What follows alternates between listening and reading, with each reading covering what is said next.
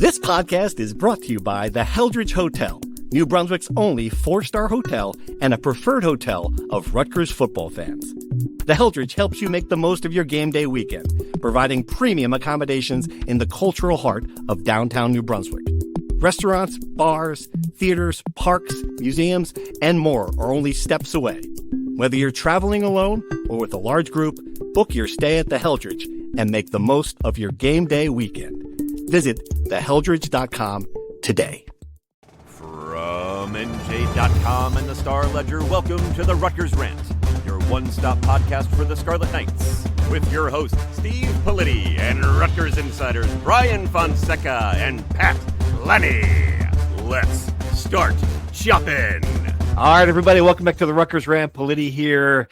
Season on life support. Direct quote from the nation's esteemed bracketologist Brad Wachell about this. Rutgers losing to Wisconsin on the heels of losing to Indiana, losing their star player to an illness. Lots of losing, guys. It's grim, and I don't really know how to sugarcoat it anymore, right? I mean, this is a team that, you saw some good things against Wisconsin, but we're past that point. We're at the point now where, the good things got to be W's or, it's over. Well, it's time. No, he brought it. Just like Rutgers, I can't get it right. Yes, we're pushing the panic button. I wish the panic button shouldn't be something that would get like a bellhop to come out and move your bags from an old school hotel. You need like it's got to be like a horn. I want the panic button to be like a foghorn, right? I mean, that was like the arcade prize box alarm bell. You gotta upgrade that.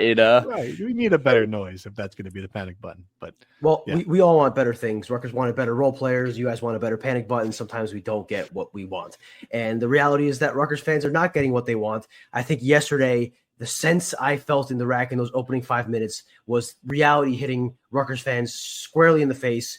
And the reality that's been staring at them and us really to an extent for the past 2 months, the truth that people have been trying to ignore or hope goes away or gets better, but you can't ignore it anymore. This team stinks. This team, outside of its 2 5-star freshmen, stinks out loud and may be one of the worst teams in the Big Ten. People, the last couple of weeks, we've been talking about it. NCAA tournament, what do they have to do to still survive? I think after last night, the first question before we get to NCAA tournament, before we get to NIT, before we get to college basketball crown, will this team make the Big Ten tournament, which no longer is an automatic bid? The bottom 3 teams don't make the tournament, right? Rutgers is 1-3. They've now lost the game at home, which to make an NCAA tournament resume, you have to essentially run the table at home. And now they're facing 2 must-win games against 2 ranked opponents at home with their star player dealing with a really bad illness, apparently. Their other star player, very sporadic, right? And hitting the absolute top against Indiana and then the absolute floor against Wisconsin. And at a moment where things have to turn around quickly, I see no path from where I'm sitting to this turning around. Pat, I think Steve Pikiell's seen it a little bit too, right? Like, and when I think about those first 5 minutes of that game, the one thing I expected was Rutgers was going to come out and punch Wisconsin. Like, all right, this is it. This is our season. Yeah. Instead, it was the worst effort that I'd seen from I was just stunned. And I get it that Dylan Harper's sick. He can't run up and down the court. Okay. Well, after 2 possessions of that, you should have put him on the bench and said, okay, he can't play. The rest of them seemed low energy. You're down 10-1 against this team. You're like, this is your season, guys. And then Steve Pike will lose. And I wasn't there, but I've seen the clips and the description of it. Loses his what in the huddle in a way that we haven't seen. I think he knows it now, right? It seems that way, and that effort was so alarming, right? Exactly what you said. You expect that this was going to be the get right game, or maybe not get right game, but a moment for Rutgers to say, all right, this is it, right? We're still unbeaten at home. Everything that's happened, we still may have that magic at Jersey Mike's Arena. Maybe we can capture some of that. We can come out, we could put something together, but it seems like everyone's grasping at straws, pointing fingers, no effort, you know, and it's kind of just a mess. So yeah, I think what you saw from Peichel was a little bit of frustration. Like, guys, I can't get out on the court and do this for you. You have to take some accountability out there. If you don't want to be out on the court, I don't know what else can you do as a coach. Like, but that's the way it felt in those first couple of minutes. And give them some credit. Peichel put on some crazy lineups, went with some weird rotations, and they played better in the second half. They got back to the fact that they got back in that game. Was like, maybe that's just college basketball. That's the sport. But that felt like a game they were going to lose by 30 points early on. Yeah, that's true. And so maybe that fight there, they do have that. They showed it a little bit, but it felt very lackluster from an effort perspective. Steve Peichel screaming in the huddle. The first time out, it looked like it was at Emmanuel Obole.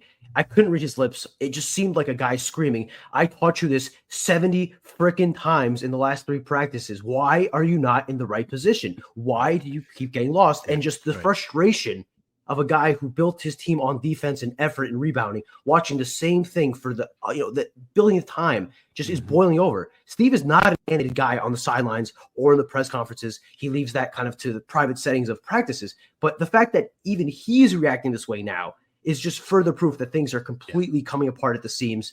And we're reaching a breaking point here, right? Like Purdue and UCLA are a breaking point.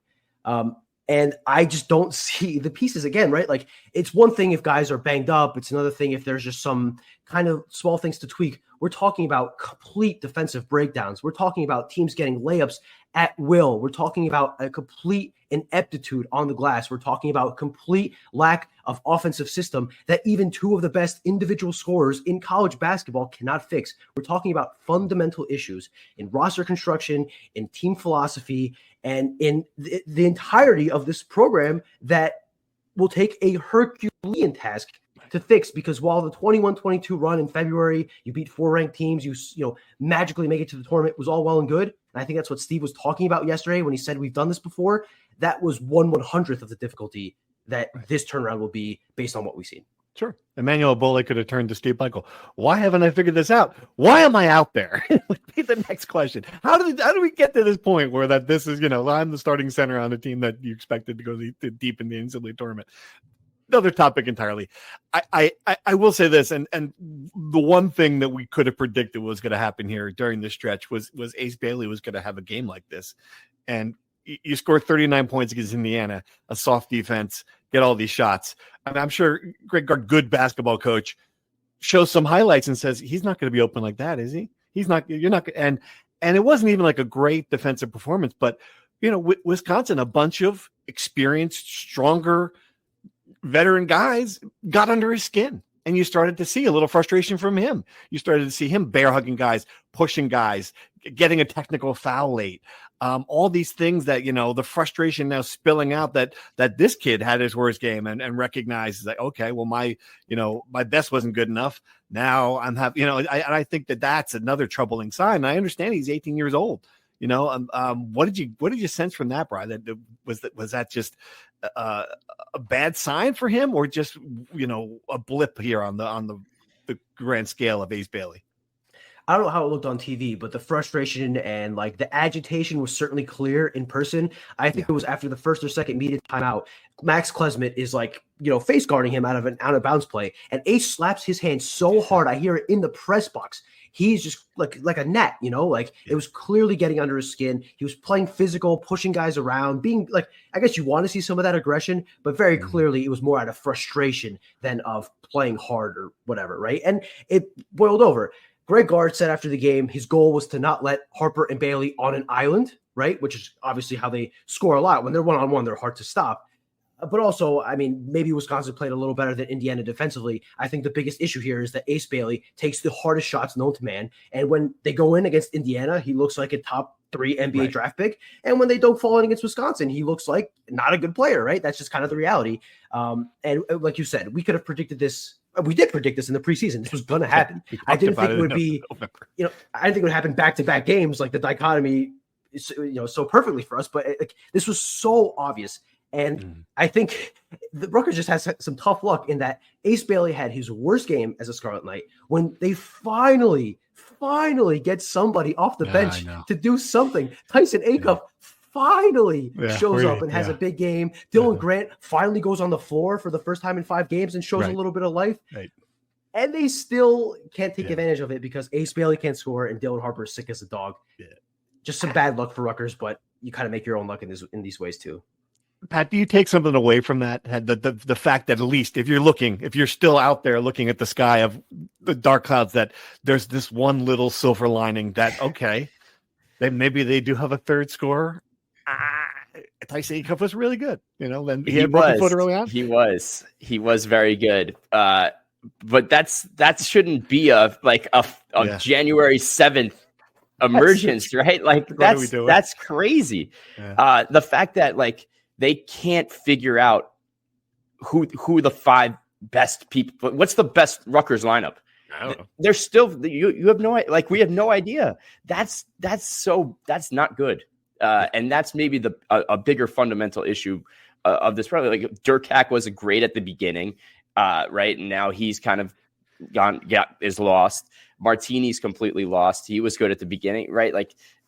It can't just be okay, this isn't working. Let's try this. Let's find this new person. Where's the consistency? And I think that's maybe a huge issue.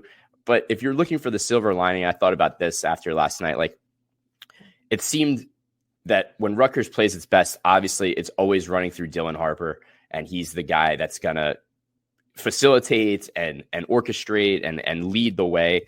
And when with him just not being himself, that kind of takes away the best team. He's the core, he's the keystone of it all. And when you don't have that, it kind of that's why you get all this sporadic play and it's just not working. So if you're looking for a silver lining, maybe it's that he'll get back into form and in time for these 2 huge games. Really quickly on the rotation, right? It's a good sign that Tyson Acuff and Dylan Grant had these big games. I think it's really, a little high hopes to just expect them to continue to play this well in the next few games. And this isn't just a one-off because like Pat said, we've seen Zach Martini have good games. We've seen Jordan Durkak have good games. We've seen Jeremiah Williams, who was this huge spark plug for them last year and just has been a complete downgrade from last year, this year, right? He's playing out of control on both ends and just is really, really, really pressing and can't find anything. And he's had good games too, right? So the discussion after all these games is always Steve has to change the rotations. He has to move something. He has to add new players. Guys, these people aren't showing up. The Toon Squad isn't showing up. Caleb McConnell isn't walking through that door. Mawat Mag, Cliff Omori, Eugene Omori. These guys are not walking through the door. This is the team that it has. And the truth is there are 2 really, really good freshmen that are consistent for the most part. Ace Bailey, stinker aside yesterday, consistent for the most part. And then everyone else, you're kind of just praying somebody else has a good game. And the hope would be that Tyson Acuff is the latest hope of a guy you say, maybe he's put it all together. I would start him if I was Steve Peichel, and I would start Somerville and end this sham of Obole starting 4 minutes, playing 4 minutes. Totally agree. He finally didn't start him to start the second half and put Somerville in the beginning. Just give Somerville a start. We all know he's the better center. Everyone and their mother can notice that after 5 minutes of watching the team. Just put him in the starting lineup. The symbolic stuff is complete nonsense, especially, as Pat said, on January 7th. It's life or death. Forget about these guys' feelings. Just to start the freshman, he's much better. Right. All right. So going forward, and I'm going to take it one step further. You said early on that UCLA, Purdue are absolutely must wins. I think just keep going. So is at Nebraska. So is at Penn State. You're now looking at it where you got to get some of these road wins. You've got to make up for what happened earlier. You've got to check some boxes on a resume. And that's what makes this so impossible, so hard to imagine. Impossible. I'm not ready to go impossible. What makes it hard to imagine is, the number of wins. You're going to have to get 11 wins in these next, 16, 17 games. You got to win some. You got to start winning them on the road. And this has got to be, the winning streak's got to start now. And not knowing how Dylan Harper feels, if he's still sick. I mean, he lost 12 pounds apparently. He's not. This is a serious flu bug that he's gotten. It is just really hard to see it. Tell me this: do you see when these 2 teams coming in here? Is there something that gives you any hope, Brian, that they're going to win these 2 games? No, I mean I don't. I mean, do you think the only hope is that it's the rack? The crowd gets super into it. The referees clam up. Wisconsin had 6 free throws yesterday. 6.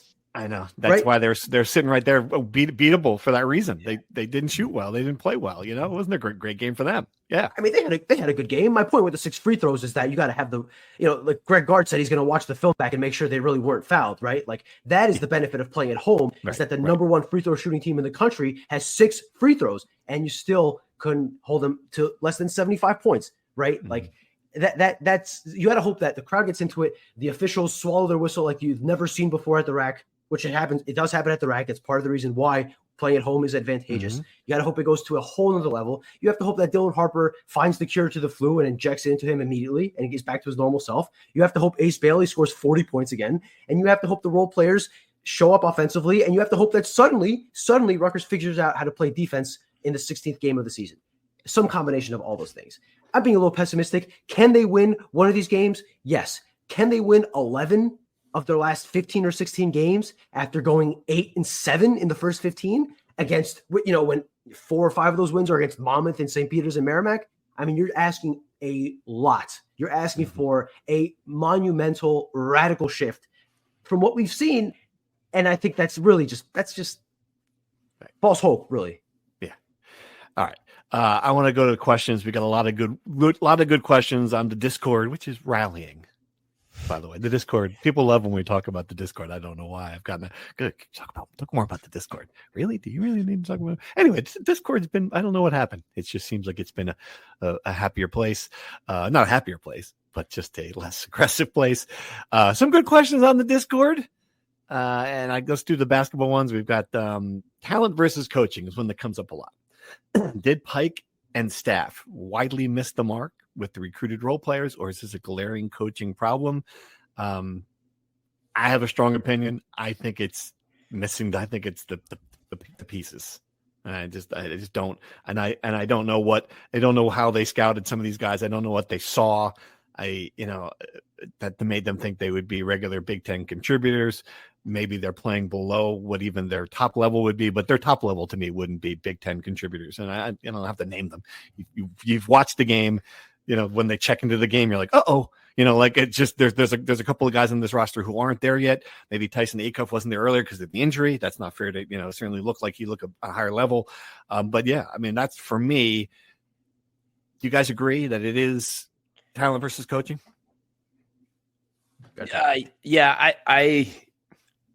I think the roles that they were all brought in to do, and we said, okay, we can check this box because this person shoots the 3 ball pretty well. Remember early on, a lot of the things that Pegel said, well, we recruited this guy because he shoots free throws really well. Or it just seemed like everything was, let's check this box, but maybe we're just highlighting over the great areas and ignoring the red flags. And I think also just like, they're not well-rounded from that aspect. They're missing the complete game of a Paul Mulcahy, who really was great on both ends of the floor. Filling these roles was a great concept, but maybe like the practicality, the totality is what the issue is. I think this deserves a really big deep dive, and we'll eventually go into it if the season goes to the point where we expect it to. But I think it's a combination of both. I think clearly the talent is not there from the guys they've gotten in the portal. They whiffed on 4 guys. That's the reality, right? And you can whiff on 1 guy. You can't whiff on 4 guys when you're filling out half of your roster. That's just reality. They whiffed not only on the transfer portal. This cycle, they whiffed on high school recruiting for the past 3 cycles, and that's caught up to Rutgers. And every player they got that was worth it, right? Imagine Cliff O'Morey and Mawat Mag on this team. Then you're really cooking with gas, right? You have a lot of the pieces that you need to be successful. Those guys are gone. There are other recruits you gotten in high school just did not pan out, right? Over the last 3 cycles. And when you're a program that is going to be good by developing guys, they haven't had talented players to develop because they haven't recruited well. Right. 2 5-stars don't make up for 3 cycles of bad recruiting in high school. And some of it is coaching, right? Like the same offensive issues that have plagued this coaching staff since they came here continue to be apparent, despite the fact they have 2 5-star freshmen. They play isolation ball way too much. They have 2 really good 3-point shooters, and they don't set them up for success with off-ball movement and screening and getting them open looks. That people have said that ad nauseum, and it's the truth. That was the truth for years. Right. And what I think I try to rationalize it as saying they don't have the talented shooters to make that work. I thought when they got these two guys, they would be able to get creative and do it. Clearly, they have not. So I think it's a combination of both. But the buck stops with the coaching staff who recruit these players and put them in position. And I think clearly, at least thus far, I don't know what's going to happen in the future, but clearly they failed them thus far, failed them miserably. And that's why they're in the position that they are in. More questions on those lines, and it's about it's a good comment. Pike's eye for talent has a cataract from Row on the Discord. I don't want to hear about Ace and Dylan. Everyone knew those guys were talented, but if you look at overall in the portal, there's not really a question there, but yeah, it just seems like we're grabbing guys like that. That's how I describe it. And I thought that he made that mistake last year, where you went out and you got Fernandez and it was okay. You can chalk it up to too late transfers. Cam Spencer leaving late, Paul McKay leaving late. You had to grab guys, like you're just adding guys to the roster.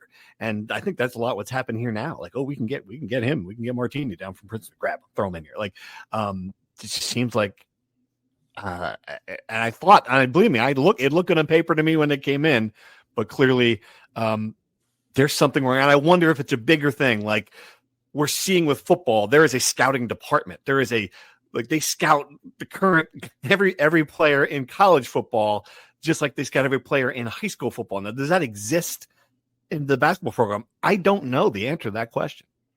I don't know. In the Rutgers basketball program, yeah. I don't believe so. Are they scouting other basketball programs? I don't know. Like, Duke has a GM. I know. I'm sure some of these top programs do have more resources.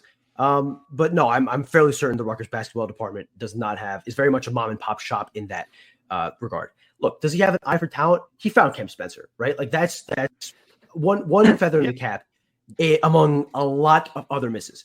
To be fair, and I think it's important noting, the NIL was lacking, right? That he did not have a lot of resources like a lot of other teams. But that being said, they clearly did not maximize the NIL they did have, because there are a lot of talented guys, diamonds in the rough, that they could have hit with limited NIL that can emerge and be quality high major players. It happens all over the country, right? And clearly you had 4 spots, you added 4 transfers, and not one has really exceeded what you would expect. And some of them haven't even met the bare minimum of what you would expect. So I don't know if his eye for talent, that's hard to tell. That's more of a blue blood program who can get a pick of the litter, right? That's more of an eye for talent thing. Clearly they have not hit on the money ball. I think Kevin Sweeney from Sports Illustrated nailed it, right? Rutgers had to money ball the rest of its roster, and they just failed spectacularly in that regard. I do want to be clear on this. Like, it's not when we say they did the NIL situation, they had some money. And I like people, they didn't have any money. No, that's not true. Like, and I've made a lot of phone calls about this. I don't know what the number is. I don't know where it compares. It's probably in the lower half. It's not SEC, it's not Alabama. I get that. But there weren't, like the image of the guy from the Monopoly board or whatever, the pockets turned out, or, like, it's not Monopoly board. Is that right, Pat? I don't know. Anyway, You see what I'm saying? Yes. Yeah. All right. But they didn't have elite starting center money, I guess is my point. True. But did they need elite starting center, or did they need just one? Did they need just a quality center? Do you understand what I'm saying? Like, yes. Do they need 4 transfers, or could they have gotten 2 really good transfers? Yes, I agree. I understand what you're saying. Yeah. I'm not excusing them. I'm just trying to put some context here so people don't say we're unfair. Right. Okay. All right. We let's go into more questions. This is from old friend Dave White. But how does a season like this affect recruiting? Dylan and Ace are, for the most part, playing so well, living up to the hype, but the record isn't there. Do recruits look more at player performance or overall records in recruiting? It's a great question. I think what we lose the string of it. I think they look for playing time. Like, am I going to get the ball? Like, that's a big thing. Now they look for, am I going to get the bag? That's a big thing. Those 2 things, right? I don't know. Are they looking like, am I going to win a national championship? I don't know where that stacks up. It must be important. But I will say this, like, if you are around, like, these guys don't make these decisions alone. If you're a handler, and I hate that word, but if you're a mom or a dad or a coach or an advisor, we'll talk about advisors in a minute in the next question. But if you're someone around these people, these players, these talented players, they've all got this, you're saying, you certainly are looking at this. And you are thinking, if you've got a guy who is bound for, you are thinking like, wait a minute, we've got other options. If Rutgers can't deliver with Ace Bailey and Dylan Harper, my guy over here isn't on that level. I mean, I'm just being honest. There's no question that's going to be a problem. Yeah, it's a huge detriment. There's no question, because you got the two biggest recruits in the country, and still, right? But maybe that's you had to get the foundation, and they got them. Rutgers got those two guys. However, it happened. They arrived, right, and that was a big deal. How they learn from it, I think, is a bigger deal, right? Like, and maybe that will lead into the next question a little bit too. Right. Here's the thing. These 2 5-stars are complete anomalies, unique situations. Rutgers was never suddenly going to be a destination for 5-star recruits. That was never realistic, right? And that was clear with the 2025 class, where they struck out on every single 4-star recruit, let alone 5-star recruits. Rutgers was not, on this path of recruiting success that maybe people thought, right? I just looked. They were 48th nationally in the recruiting class 2023, 76th nationally in the recruiting class 2022. Like I said, they have been on a downswing in high school recruiting for years. Aside from these 2 5-stars, who was the last quality recruit Rutgers landed? Cliff O'Mori in 2020, right? When the program still felt like it was going up. Recruiting has been on a downslide for this program for years. And I don't think Rutgers will ever get a 5-star again, at least not with this coaching staff. One, because that never seemed like it in the first place. And 2, this season has ruined that possibility. Right? Even if Dylan and Ace go 2 and 3 in the NBA draft, maybe a kid thinks, okay, I can, go to Rutgers and still be a top 5 pick. But they went there in spite of going to Rutgers, not because they went to Rutgers. Right? I just think that any recruiter worth his salt will point to Rutgers' record, will point to what they did at Rutgers. The only selling point they will have going forward is, oh, you're a 5-star recruit. We'll put the ball in your hands and let you do whatever you want. Right? Which I guess might work for a guy or two. But to answer this question, how will it impact recruiting with high-level guys? None, right? I just don't think it will matter. How will it impact recruiting for the other guys? Probably not much, because the level of guys Rutgers is recruiting, even for the next class in 2025, are guys that don't have many other options, frankly, right? So Rutgers is going to have just enough money with revenue sharing. Maybe they'll be able to compete more with a little bit more money to work with, although we still don't know how much of the revenue sharing pot is going to Rutgers, which is another topic, right? But long-winded way of saying, how will it impact recruiting? I don't think very much at all, frankly. All right. I teased at this question. It's so funny that it came up before all this happened on Sunday, which I will tell a funny story about it. But Alex Napoliello, who was a really fan of the pod, but also one of the great NJM journalists, we miss him dearly. He did a great job for us. Asked a really good question on Twitter. I'm curious how you guys have discussions regarding how you cover college athletics now that the players are getting paid. In other words, these guys are more than student athletes now. They're basically professional athletes. Does that change the tone of your coverage? Again, this was before what happened on Sunday, which was what happened with the women's basketball program. Keomi McMiller was suspended for what was supposed to be her marquee game, her big-time matchup against Juju Watkins in Southern Cal. Big crowd at that game for that. A lot of people anticipating and including Keomi McMiller's family and her team of people. And I say team because she's got, if you Google her name with the words executive team, there are press releases that people around her have issued. And it includes an advisor, someone who his name's Leonard Ellerby. He was an advisor to Floyd Mayweather. So it's not like we're not making up some guy. He's a guy. Like he's in the promotional company for the best boxer, arguably, of all time. So he's a person who's been around sports media. They were so angry about this suspension, Miller's team, that they wanted to pop off. And because of I have a friend who covers boxing, reached out through him, ended up talking to, Leonard Ellerby about this. And it was just really interesting to me because this is now here you go. Here's a good example of what college basketball is like. It's no longer she's a teen. It's just a kid. She made a mistake. She is a corporation. That's what she is. She's got a team of people around her. NIL money. She's got the Jordan brand. She's the product. That's her name. She's the product. So when she is suspended for a game, the people who are on her business team don't say, "Oh, there's Coach Washington. teaching a lesson that'll be with her the rest of her life. They see, what the hell are you doing? You're benching the product for her big game on TV. Just a fascinating thing that happened. Like, I don't know if you guys have an opinion about whether or not that was the right decision or not, but it was just, to me, illustrates what covering college basketball is like now in 2025. I will say personally, this is, after spending so much time covering high school athletes for a decade, in this really transformative era of like what team versus self was, like the trickle down has been so outrageous and over the top for a really long time now that like it's at the point where it's me, not team. And like that phenomenon is now like these are huge athletes that are now the product, right? Like, so that's just like an evolution of athletics and sports that has transcended I guess like what we have always known sports as, like a teaching life moment, grow as an individual, right? At the youth and high school level. But now that's right. Like the idea of recruiting, like who's the star of the team, all these labels and me, like that's, it's always been like kind of the ugly side of sports. And it's kind of, I can't say that everyone could see this coming is kind of what I'm kind of trying to say.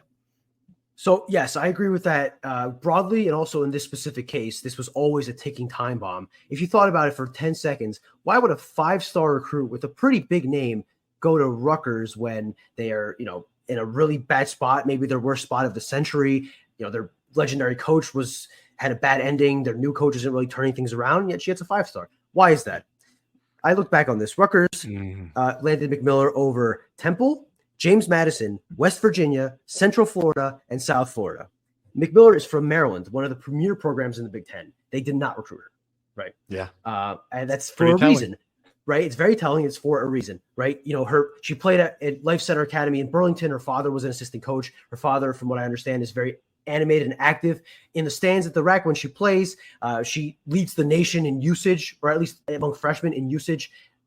She takes like 20 shots a game, as we talked about that before when she did the Allen Iverson shot and went viral, right? For every Allen Iverson shot she makes, there are Ace Bailey-esque shots she takes and does not make, right? So clearly a very heliocentric team Rutgers is with McMillan, very, clearly by her statement, right? Upending the program, announcing 7 hours before tip that she wasn't playing to her fans, not to Rutgers fans, to her fans that she wasn't going to play. She throws in her nick. And listen, I do want to make clear, it's unclear if she runs her own account. Oftentimes parents or advisors run accounts for these athletes. So it's certainly possible it wasn't Still her account.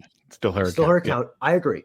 Her nickname is the product. Her dad gave her that nickname when she was like 6 years old, right? Like clearly she's been a brand. She acknowledged that she was a brand to me when I talked to her at Big Ten Media Day, right? So clearly all of this was building up to me, right? And when me does something that she shouldn't, right? You reported, Steve, it was a locker room altercation. When I do something I shouldn't do, and then I get punished for my actions, it's hard to see why it happens to me, right? So I don't know. I wasn't in there for the altercation. I don't know what happened. I applaud, Coquise Washington for doing the right thing and not being tempted to play her star player in a game that you knew you were going to get creamed, right? If Kiyomi plays, maybe they lose by 30 instead of 50. But this feels like a season kind of going off the rails. And I think that to preserve any sense of team unity here, somebody in our Discord had mentioned that everyone on the team, including the program, has unfollowed Kiyomi on Instagram, right? Is that seems right? like a small thing. The program, the program account and all one of her teammates unfollowed her on Instagram. That is, to me, is a very clear sign of how people feel about it, right? Mm-hmm. So here's the biggest thing, right? This situation is an absolute mess. Rutgers women's basketball is becoming a mess. The Rutgers athletic department is a full-blown mess. And the year that Rutgers was supposed to not be a mess, the year that was supposed to be Rutgers' coming out party, the most successful year in program history, is competing right up there for one of the biggest messes in the history of the school's athletic department. January 7th. I mean, it's early. Oh, it could get worse, brother. I know that. It's early. But it's not. I guess it could get better. You're very optimistic today, Steve. The thing with this one, to me it's fascinating because I honestly don't know what the right answer is. Like I am 50, so I'm of the old school approach here, where coaches should be allowed to discipline their players, and yet, so everything she said kind of resonated with me, Coach Washington. I mean, when she was saying, "Look, I got to teach them life lessons," but at the same time, like this is professional sports now. I mean, maybe not yet to that level at women's basketball, but it's going to be. They're going to get some amount of money from this, $20.5 million. I've heard different thoughts on what that's going to be, but it's not going to be zero. It's going to be some amount of money to pay their athletes. You're paying your athletes now. You are a professional team. Are we done? Like, are we done with that? Are we to the point now where college sports becomes, that you're suspending without pay? You've got, there's so many things, right? Like if this happened with the Giants, and that was the weird part about the phone call, because there was a moment I'm like, I'm not going to quote this guy about this. Who the hell is this? But then you think about it, I'm like, oh, why would I? If this were Daniel Jones's agent or advisor who called me wanting to rip the Giants, I couldn't type fast enough. And that's what it is now. It's the same thing. So how is it going to change what we watch, how we cover it, how we enjoy it? I mean, it's going to be unrecognizable soon. It already is. So that's what I was going to say. It's happened slowly, and that integration of the publicity and every player has is a star. Every player is a star. Every person, has this and that. And that's just not the reality of the situation, right? Like the transfer thing is out of control. And I get, people on the move to better their situation. I totally understand that it's all good and well, but it's like everyone can't be a superstar is my grander point. Like there used to just be a time where, right, like everyone did their job, right, and that's the way it is. But now it's right. Every single person is destined for the bright lights, the greatest things, and the spotlight is so right. When you wrote Dylan and Ace Inc., right, like that exists because of all these opportunities and endorsements, right? Like, but that's the problem. Like these kids in 7th, 8th grade see these things and they think that's them. But right, like that's the bigger issue at heart here. The 7th and 8th grade and their parents at that point. Sure. Yeah, and listen, this is not a college sports issue exclusively. This is a society issue at large. Sure. Kids want to be influencers and YouTubers now. They don't want to be plumbers and firemen and all that nonsense that we've been talking about for the past decade. And clearly it's a issue bigger than basketball. But yeah, listen, clearly it's an issue if you don't control it, right? Like this has been happening for years, even before NIL. Like Lonzo Ball's father was on, First Take every morning, like ripping Stephen A and saying he's better than Michael Jordan, right? Like, and that was before NIL. Right. It only didn't matter because Lonzo Ball was one of the best players in college basketball and led them to an Elite Eight, right? Like if they stunk, then we'd be talking about them the same way we're talking about them now. But this was the risk Rutgers took in taking Keomi McMiller and adding her to a team with no real foundation and kind of giving her the keys to the operation, right? This is we don't know how things are going to unfold, right? But as things stand, this is a cautionary tale of what happens when you kind of do things like this. So I do want to make a couple things clear. One, I think this wasn't the first. It wasn't like she was a model citizen and then all of a sudden there's an altercation and then she gets suspended. This was kind of building up after multiple cases, right? I don't think she played the last 15 minutes of her game against Maryland on the road in her home state, right? And that just doesn't happen because she wasn't hurt, right? It was anyway. The point being, like, this wasn't the first thing. And two, not to make an equivalence because it's impossible to compare situations, right? But let's say, for example, Dylan Harper or Ray's Bailey had a locker room altercation with a teammate, right? I think Steve Peichel would be nuts if he didn't suspend them for a game, right? So I think that's how I judge what Coquise did. I don't care if it's against Juju Watkins. It's not like, from my understanding, right? I don't think this altercation happened a month ago and Coquise waited a month for this exact moment to do it. I think it happened recently and it just happened to be the next game on the schedule. I don't know that for a fact. My point is, like, I don't think it's an outrageous thing to suspend her. It felt like it's been bubbling for a while. This is the ultimate conclusion it was going to hit at some point. And now you're at a crossroads where, her father's telling On3 that we don't plan to transfer at this moment, as though that was an option. This moment, Right. And I don't know. We'll see tomorrow if she travels with the team and plays at Minnesota. We'll see what Coquise Washington says. The program is keeping it internal, which they're not really doing a great job of, considering all the stories we've written in the past 48 hours about this. It would be nice if we just got some clarity on A, how long is the suspension? B, will she still be with the team? And see what happens in the next week to kill the speculation. I wonder if she's not going to be on the team next year anyway. I mean, I'd be you're shocked. You're going to lose. Forget it. No chance. You're going to lose 15 games anyway in the Big Ten. I mean, there's a certain point where you're like, why not cut her loose? I don't. I understand what that brings. Then suddenly you've lost your leading scorer if you're Coquise Washington in January back-to-back years, and I can't think of her name, but she's flourishing at Maryland now. The girl that they Kayleen Smichael. Thank you. So I mean that's just a bad sign for the program. I think there's just a lot of bad signs though for her program right now. I mean she's in year 3, not going to get fired here. There's no one to fire her. Hey, party! There's no. The great thing about not having a president or a permanent athletic director is people will not get fired. But I mean, the next year, I mean, you're in your 4th year, you've got to win, and there's no sign you're going to win. So that is a really rough place to be when your best player is creating national headlines for all the wrong reasons. You're about to go, double-digit losses in the Big Ten anyway, and you're facing, the 4th year of a program that hasn't won anything. I think that's, it's not. I wouldn't want to be in her position right now. Yeah. We'll talk about this when they hire the AD and moving forward, but very interesting position for a new guy, scorching hot seat for the women's basketball coach, barring a miraculous turnaround for men's basketball. A very interesting situation with Steve Pikiell, right? Like I don't know where he will stand with the new person if the season goes the way we think it will, right? I think he loses a lot of goodwill that he built up in the first 8 years with this season.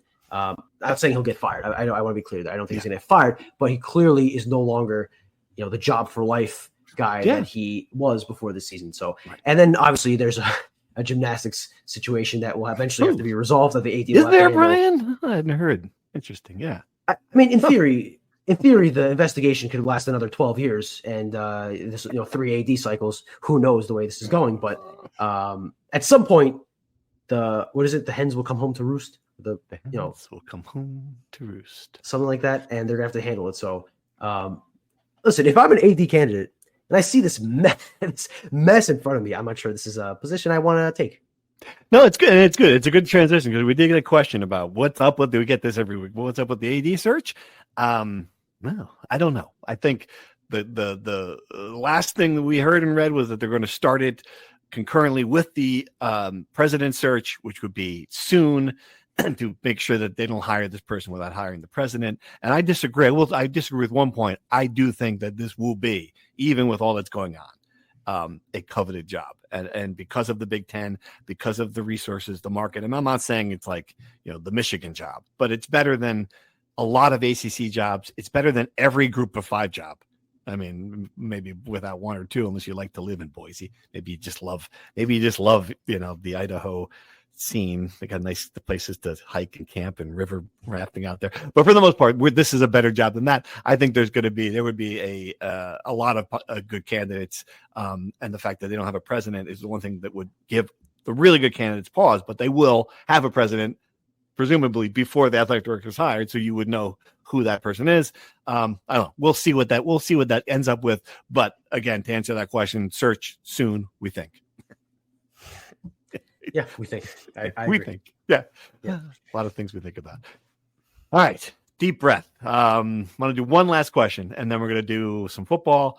I just saw Kevin Fine's question. How many wins do you think they need to get into the Big Ten tournament? We're not going to answer that, Kevin. That's too big. But Ron Reynolds in Phoenix wants to know if the 2022-23 basketball team played this year's team, who wins? I think that Ron will get bragging rights over Dylan and the Harper family. The D on that team was just too good. I mean, right now, I think they kicked their ass. So which team are we talking about? The 22-23 team. Cam Spencer, and those guys, Moat Mag, Cliff. Yeah. Ron. Okay. Right. No. Ron's senior season was 21-22. We're talking about the senior season. They had that big run in February. You're right. My apologies. Yes. So that's a good question. So he must be talking about then 21-22. He's talking about Ron's senior year, I think, because he said Ron would get bragging rights over Dylan. So he just got the dates wrong. Okay. Okay. So you're talking about the year they lost to UMass Lafayette, DePaul, then won 4 games in February, went to the tournament and lost to Notre Dame. Notre Dame, in the first 4. Correct. Okay. Correct. Pat, you want to take a crack at it? Yeah, I would say the chemistry is the key for me on this one, right? Like you had such experience, guys that knew their role, played their roles really well, and just like it came together when it mattered most. So yeah, I would say I would give the nod to the elder statesman. Yeah, I'd say they win 9 times out of 10. I think there's one scenario where Ace Bailey and Dylan Harper both go nuclear at the same time and score 80 points and squeak out an 89-85 win. Yeah, I think it was a better team emphasis on the word team. Certainly, I agree with that 100%. All right, thanks for all the questions and thanks for making the Discord your place. One last thing, what else we got? Oh, Eric O'Neill. We want to talk about football. The biggest portal addition yet for Rutgers. Clearly, the biggest thing they need from James Madison, pass rusher. You watch the film. I watched a little bit of it. Like, oh, that's something that we're missing. Get at the quarterback, disruptive, get in the backfield. It just looks like the high motor guy they needed at the position. So, I mean, it seems like this, and it's shaping up to be a really good. That to me is like the one thing that makes it. You take this portal haul from like a 7 to a 9. I mean, this is a big get. He's the film is incredible. The production, I think he had 13 sacks last season, right? That's one of the biggest issues of the Rutgers defense was, well, they're not causing havoc. They're not pressuring the quarterback. This is a guy that checks that box and can do it, has that motor. We'll see. The jump in competition, of course, is always a question mark, but the personality was big too. I don't know if you saw the clip of him doing the arrow, bow and arrow. We're going to beat that out of him, Pat. He's going to get here. I would love to see the brain matter of Greg Schiano's head explode if he did that after his sack. But so that comes back to our previous, here's a team that's built from the top down, that understands values and like plays for each other, right? Like has all the foundation set in football, right? Like that's the kind of like the thing that you want. We poke fun at it, but like at the end of the day, like that stability is built from the top down. And just wanted to point that out. Eric O'Neill's going to go from this to this. Yeah, that's true. It's close, right? It's the same job because you can combine the two of them: the shooting to the chop, the arrow to the chop. I don't know. Yeah, we shouldn't do this, Steve. We should not do that. You're mixing signals here. If Eric O'Neill does one of these, I think a lot of people will be offended in the stands. Yeah. People who are watching this live, we just did a nasty gesture on the YouTube. If you're Italian, that means I love Italian. you. So this is the first stud Rutgers has gotten in the portal. Certainly this cycle, maybe ever. Right? Like they've gotten really good plug and play guys. DT Sheffield is going to be another great version of Dymir Miller where you get the number one receiver. They've gotten CJ Campbell at the backfield who will be an adequate replacement for Kyle Monungai. This is a potential game-changing player if he can even have half his production that he had at James Madison. 13.5 sacks, 4th nationally. Rutgers hasn't had a guy with 5 sacks since Julian Penix-Audric, the current radio color commentator in 2016, which was one of the worst seasons in recent program history, right? They haven't had a double-digit sack guy since 2005. I believe that stat is right? Wow. So this is a guy who could completely transform one of the biggest issues this program has had in years.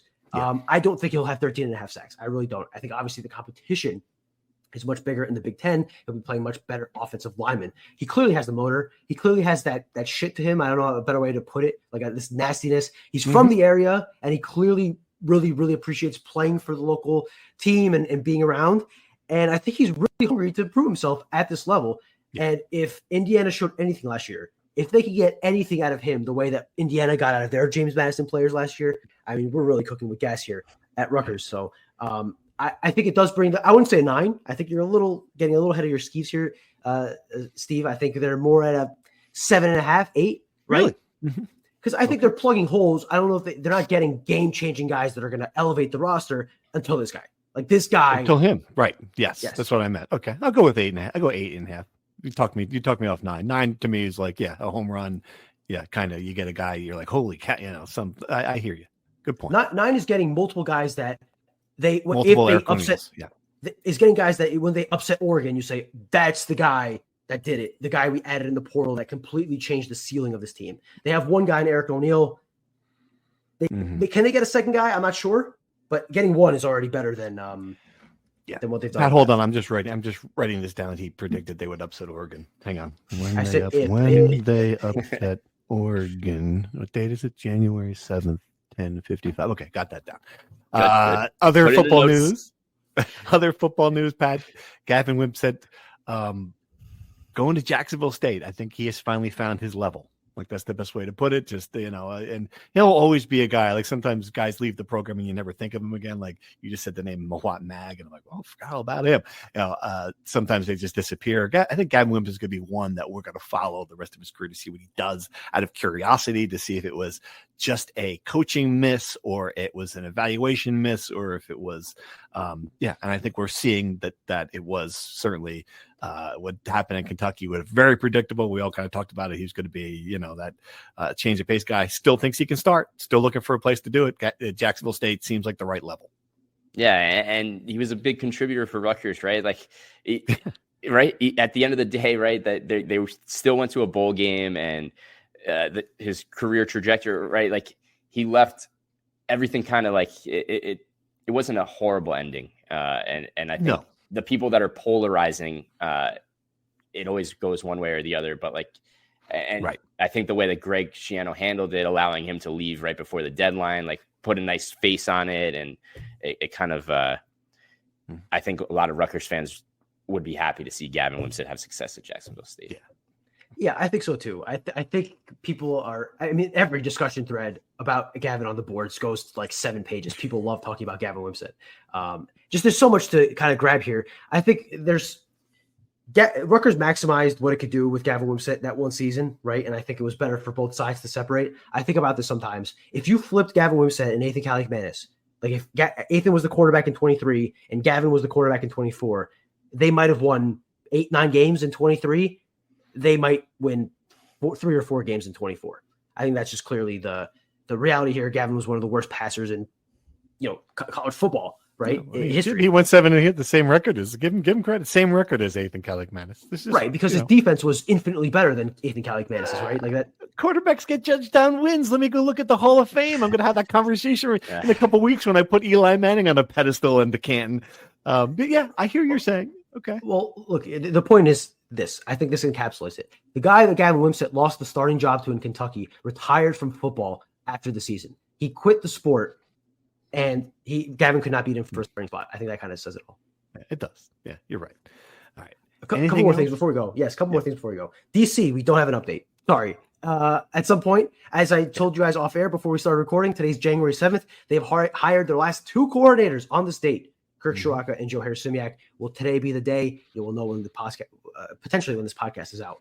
And 2, I want to end this with a prediction. I would like to ask you guys to call your shots. A little football throwback here. Will Rutgers win their next 2 games and turn the season around? Will they win one of their next 2 games to turn the season around? Or will they get swept by Purdue and UCLA? And we're going to start looking forward to the NBA draft in April.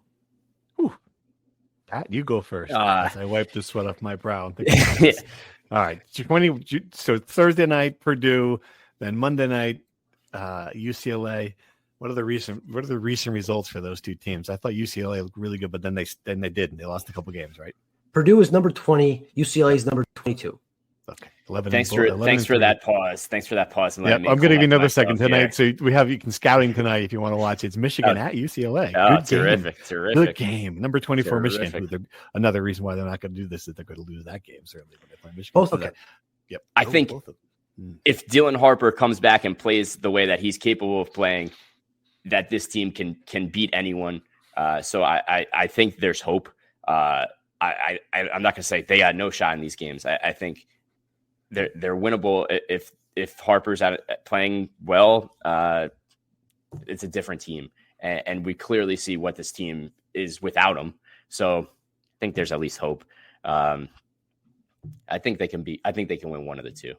You think they'd be one of the 2? Yeah. I'm going to pick them to win both. Woo-hoo! just there's something. So there's one happy comment. Oh, they weren't totally negative. Polity just picked them to win the next 2 games. I do have and there's a rationale. Ready for this? I can rationalize anything. I'm a professional rationalizer. But so UCLA will be coming up playing Michigan. They're coming to the East Coast. They're going to play at Maryland 2 days before, and then they're going to come up and play in the RAC. That's a tough place to play. And I don't think Purdue, this is going to come back. This is what I can see Fonseca like elbowing me during the game. I don't think Purdue is like that good, right? I don't think they took it a little bit of a step back this year. I think Rutgers will play its best game. Dylan will be better, healthier. What is that, 2 days from now? Oh boy. This. I'm wavering in my own prediction. They're just going to play better. They just do. There you go. That's when you don't have an answer. I feel like this is me. This is John Mara trying to explain why he brought back Brian Dable and Joe Shane. It's like, I don't have a good reason. I'm just doing it. So this is I don't have a good reason for picking them. I'm just doing it. So there you go. How you like that? Vibes. Vibes. It's the vibes. I am very concerned about Rutgers defending Purdue's mobile big man. I'm concerned about Rutgers defending any big man, to be honest with you. But I have to think that some combination of Steve Pikiell's resilience, RAC magic, the Big Ten desperately not wanting their most exciting storyline of the season to end in January, that something will fall from the sky. Maybe Rutgers plays a complete game for once. Something falls from the sky, and they win one of these games. I have learned my lesson in predicting UCLA's downfall in the East Coast swing. I learned that lesson in football when I thought that a noon kickoff would be the demise.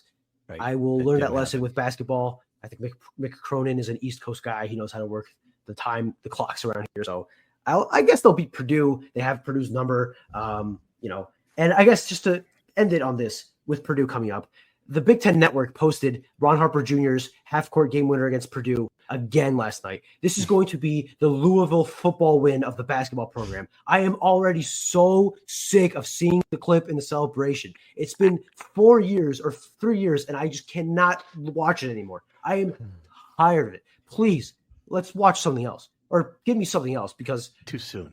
Give me more. More of it. Can't see it enough.